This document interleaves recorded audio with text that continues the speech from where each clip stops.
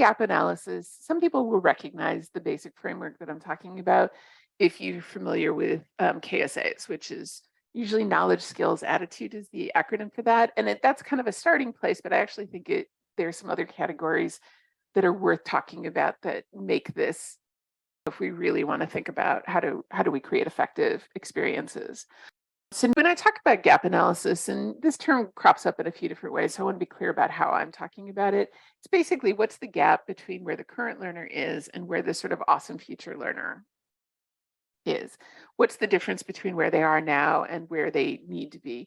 And kind of what are the missing ingredients that will give this person knowledge, skills, capabilities, all of these kinds of things that are going to hopefully allow them to be successful in their environment.